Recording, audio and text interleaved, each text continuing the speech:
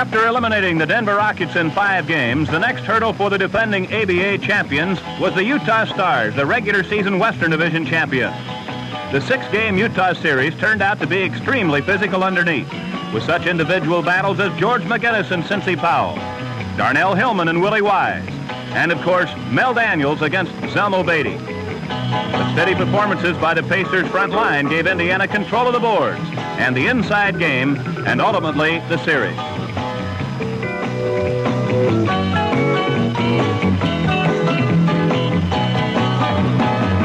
Throughout the series, the Pacers were led by the great play of George McGinnis and Donnie Freeman. But it was Freeman, the likable 6-year veteran who had never been in a championship series, who was the key to the Pacers reaching the finals for the 4th time in the last 5 years. Freeman averaged over 20 points per game against the Stars' Jimmy Jones, who is regarded as one of the top guards in basketball. Only Freeman himself could describe his emotions at that moment. I don't usually show very much emotions, but at that time we had just defeated Utah and gotten into the championship series of the league. So this was my first time ever getting that far, and then we beat a team that I had played on before, so it was kind of a dual purpose there for me.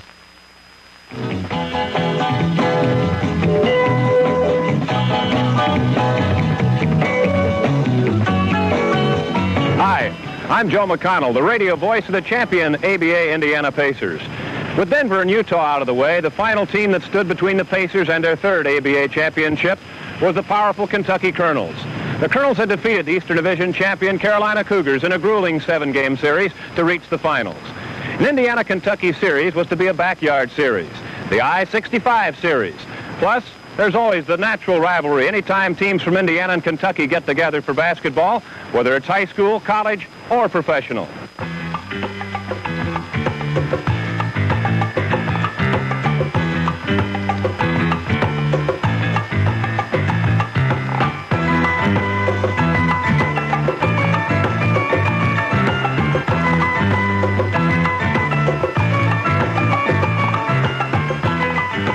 As the series opened in Freedom Hall in Louisville, Kentucky, the Pacers' major concern was the Colonels' awesome duo of Artis Gilmore and Dan Issel, plus the backcourt of Louis Dampier and Rick Mount, the former Pacer.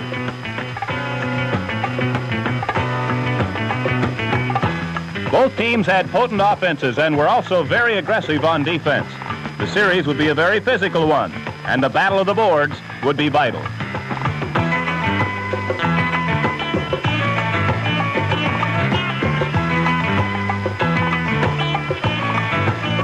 In the first game, Kentucky made a fine comeback after trailing by 15 points at the half.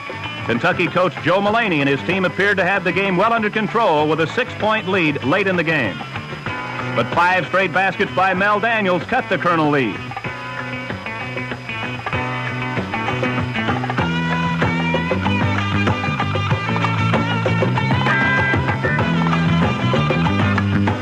Tough defense by the Pacers set up a key 3-pointer by Roger Brown, and the game was tied at 100 with only a minute to play.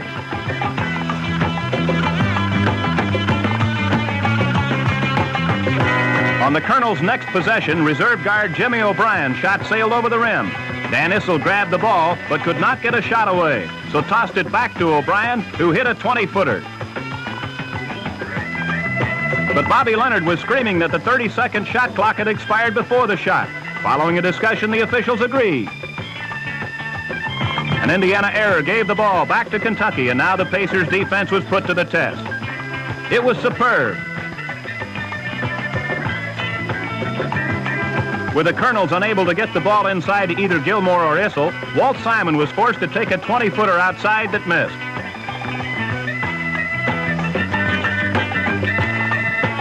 George McGinnis picked up the loose ball to send the game into overtime.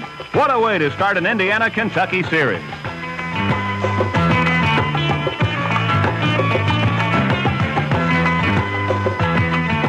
In the 5-minute overtime, the two teams traded baskets until less than a minute remained. And the game tied at 107, the Pacers ran the clock down.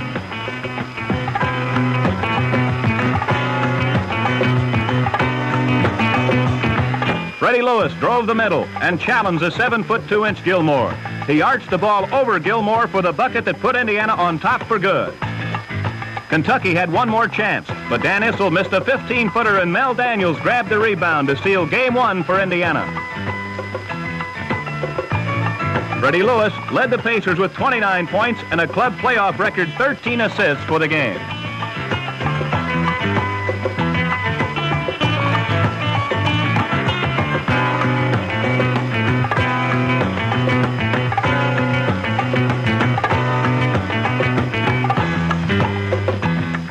Games 2 and 3 can be summed up in 2 words: Artis Gilmore.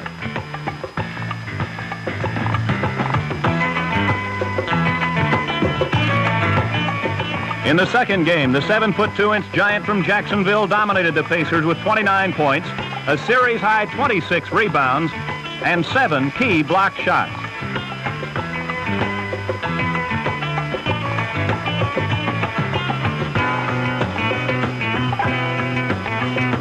The big man also received good support from Dan Issel, who tossed in 28 points.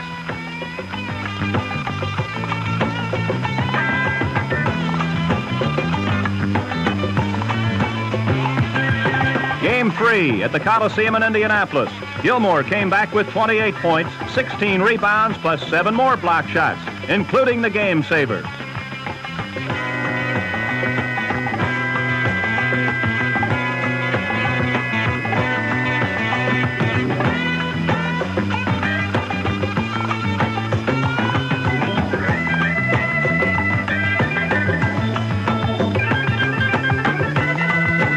Kentucky was nursing a comfortable 7-point lead until 2 baskets by Mel Daniels and a Bill Keller free throw cut the margin to 2 points with 50 seconds left.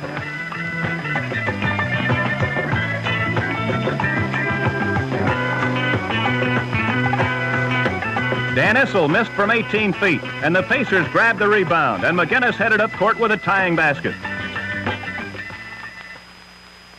Yeah, that's probably one shot I won't forget. I would like to say it was a great play on Artis Gilmore's part. It makes you feel kind of bad when you have the ball in the last few seconds of the ball game and you have a chance to win it, and you blow it. Despite trailing 2-1 in the series, Bobby Leonard was optimistic because of the play of Darnell Hillman. Actually, Darnell ended up, as the series went along, to being the big key, because I think he really did an outstanding defensive and rebounding job.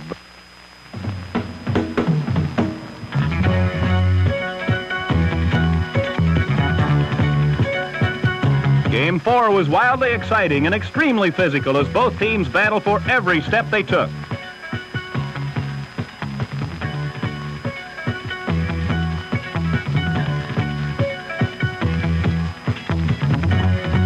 Then the usual pushing and shoving for position between Donnie Freeman and Rick Mount erupted into a fight as both players tumbled to the boards in the midst of several other players.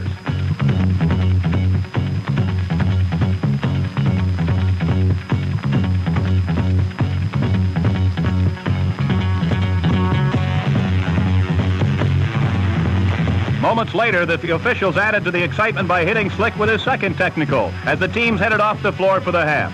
Leonard was now forced to listen to the second half from the locker room.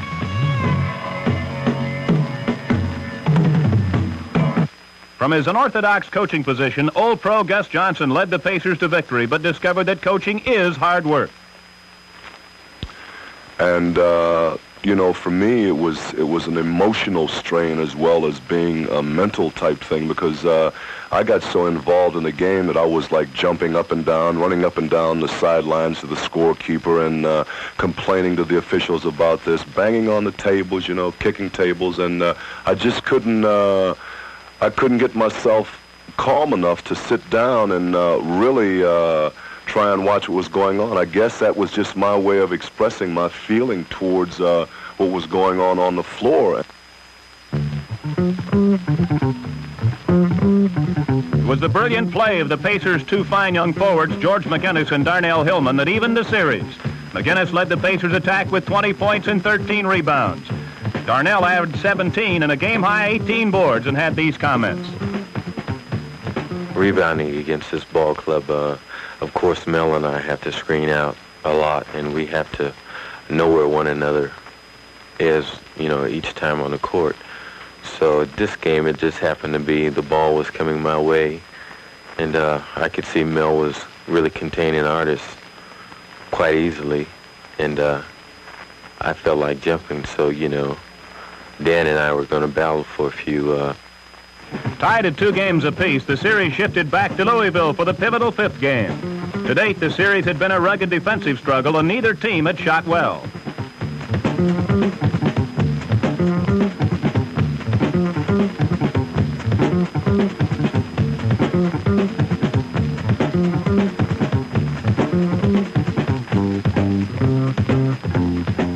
Freddie Lewis began the final quarter by hitting a 3-pointer to put the Pacers on top 65-64. Pacers rookie Don Buzzi then stole the ball 3 straight times, resulting in a Lewis layup, 2 free throws by Freddie, and a Mel Daniels jumper to add to the Pacers' lead. But the Colonels came back to grab the lead until Artis Gilmore picked up his 6th and final foul. George McGinnis hit both free throws, and Indiana trailed by only 3.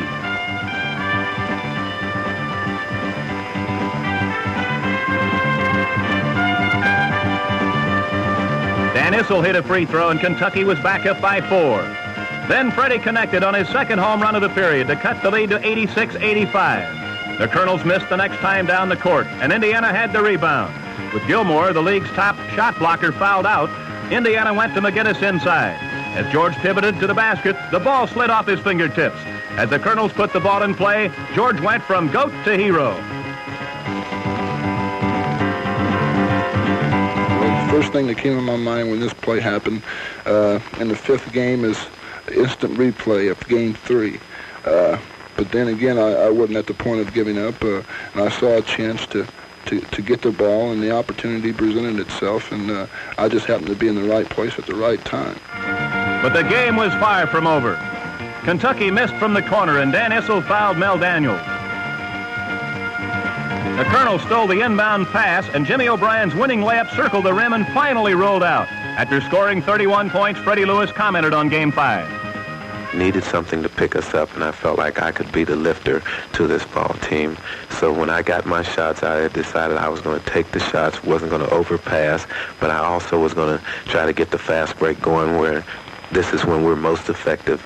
So what happened, we came out and we got the ball moving. I was getting the open shots, and the ball was falling for me.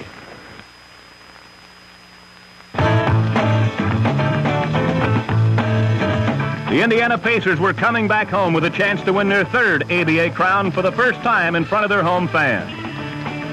The Coliseum was packed with the 16th standing room only crowd of the year, and the air was so thick with excitement and tension you could cut it with a knife. The Pacers just had to win.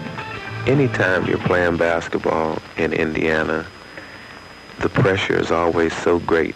It's much greater than it is away from home because our fans expect us to win each and every game at home, which we are trying very hard to do. But there are some times when teams come in here and they're just so high that they just can't be beat. Everything that they do is right. And this is what happened in the 6th game here.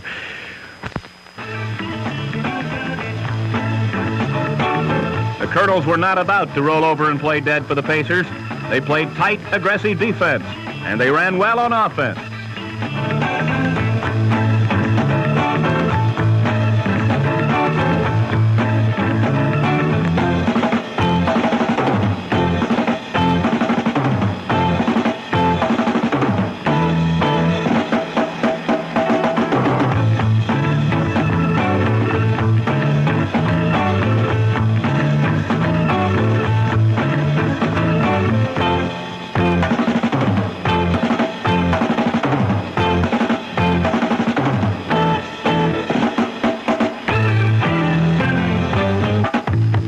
The Pacers made a brief run at Kentucky in the 3rd period and trimmed the lead to 78-76.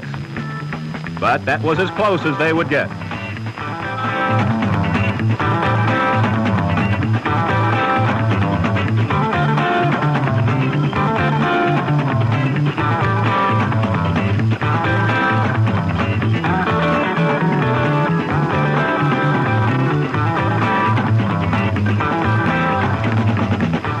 Once again, it was the dominance of the big man, Artis Gilmore, that spelled doom for the Pacers. In the 3 games Kentucky had won, Gilmore averaged 28 points and 21 rebounds per game. In the 3 games the Pacers won, he managed only 17 points and 13 rebounds. If the Pacers were to win the 7th and final game and repeat as champions, they would have to contain Gilmore. The man with that unenviable job was Mel Daniels. I don't know, the way I have to play Artis is force him as high as possible and keep him away from the basket. Because the man is 7'2", it makes it quite easy for him just to turn around and put the ball in the hole. This is my primary game plan. Other than that, and keep him turning right when he's on the left-hand side of the key.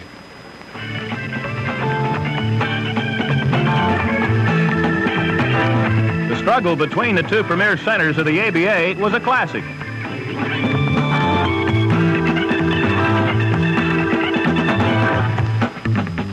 The physical punishment endured by both men was incredible.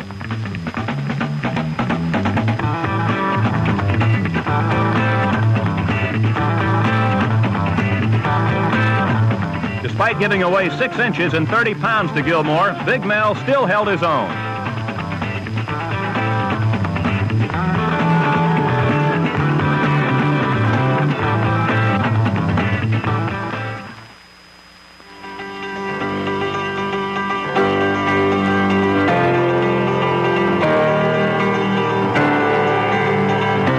The 7th and deciding game was in Louisville with the championship on the line. But thus far in the series, the home teams had won only twice, and the Pacers had already won 2 out of the 3 games played in the Bluegrass State. After the disappointing loss at home in the 6th game, could the Pacers regroup? Coach Bobby Leonard made some offensive changes for the 7th and final game, and the strategy seemed to be working as the Pacers moved out to a quick 7-0 lead as Donnie Freeman penetrated for 5 of the first 7 points in the game.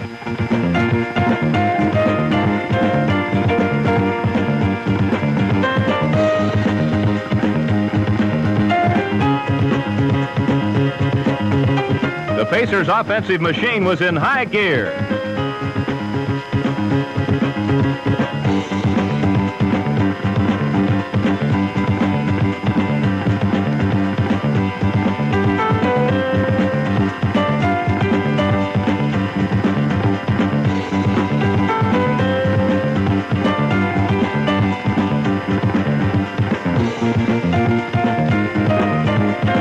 Freddie Lewis jumper from the corner gave the Pacers a 6-point lead at the end of the first quarter.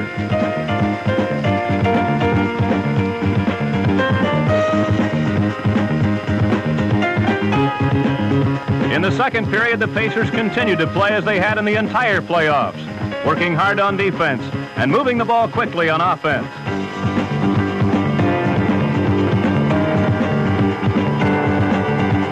Their fine team play was bothering Kentucky, and Indiana enjoyed a 6-point lead midway through the period.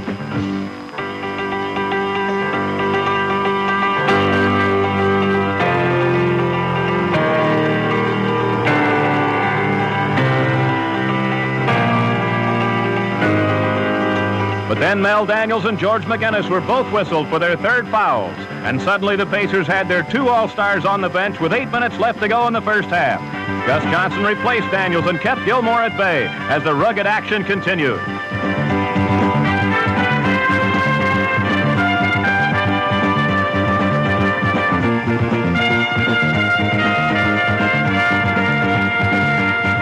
Behind the shooting of Louis Dampier, the Colonels charged back at the Pacers.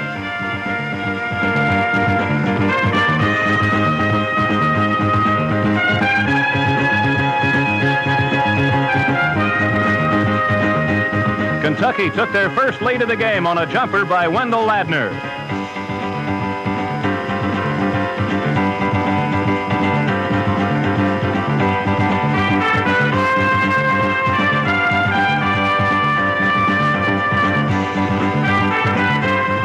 In the third quarter, the action became even more intense as the pushing and shoving under the basket continued. Play became rougher, too, as Freddie Lewis and Artis Gilmore crashed to the boards as Freddie drove for the basket.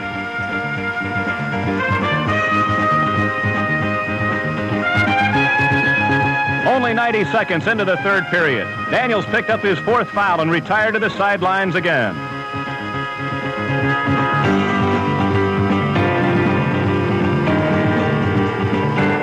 Moments later, Freddie joined Mel with his fourth personal foul.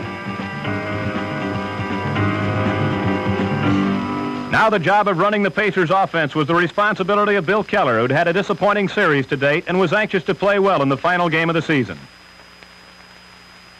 And I think going into that seventh game, I just told myself in the locker room before the game, when you get in the game, just be relaxed and play your ball game. And when I did get the opportunity there in the third quarter when Freddie was in foul trouble, I just tried to control the tempo of the game, try to run the break.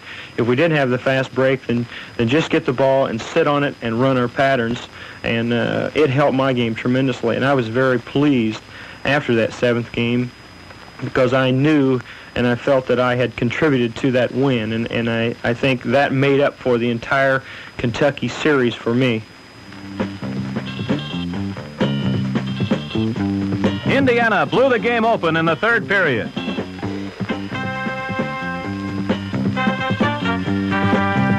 Keller fed McGinnis, who was fouled by Dan Issel, his fourth, and the Pacers were ahead to stay.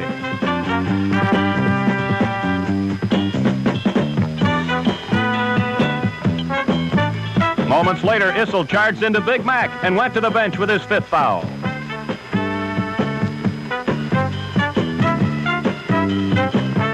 Kentucky scored only 3 points the rest of the quarter as the Pacers' defense held Kentucky to a record playoff low, 11 points in the third period.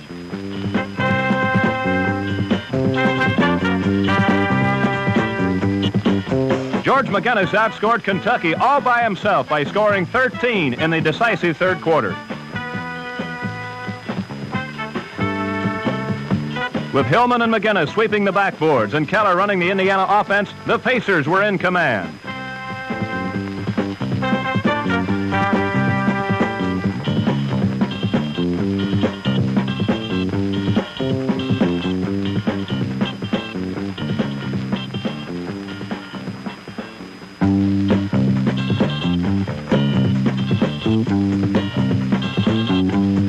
Pro Roger Brown assisted Keller and scored 3 big baskets himself in the closing minutes, and the Pacers knew the title was only seconds away. Indiana spread out the floor to run the clock down and capture another ABA championship. As the game ended, the Pacemates displayed the Indiana slogan for next year. Let's go back now and relive those exciting final moments of championship number 3.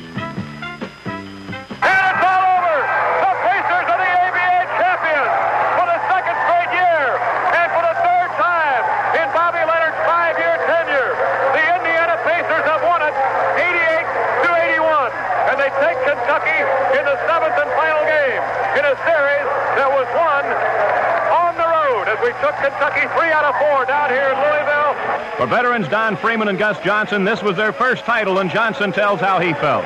After playing this game for such a long, long time, they're guys that spent a lifetime in their respective sports trying to be on a winner, and I've played for 10 years, and it's just a tremendous feeling. Like I've got 6 different kinds of division rings, all-star rings, but never in my life have I ever, been a part of any organization that says you're number 1 in the world. And this time, in my own way, I shed my own kind of tears, whereas I just wanted to cry to me. I didn't care for anybody else to witness this. It was just a thing that I guess where I was trying to say thank you, God, or thank you, Indiana Pacers and the fans, or what. But it's just something that you can't put into words. You can't find the right things to say.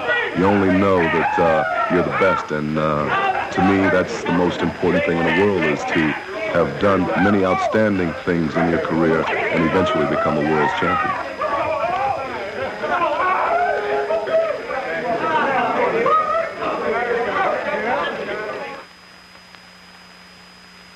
Now that the Pacers have completed the task of winning 3 in 73, what lies ahead?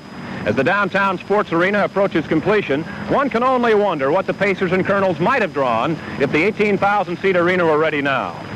The games were played to capacity crowds in both cities. In Indianapolis, we finished the season with 5 straight standing room only crowds. With the steel framework up and concrete poured, the Pacers, their fans, and the entire community can only hope that the arena might be finished as the Pacers go for 4 in 74.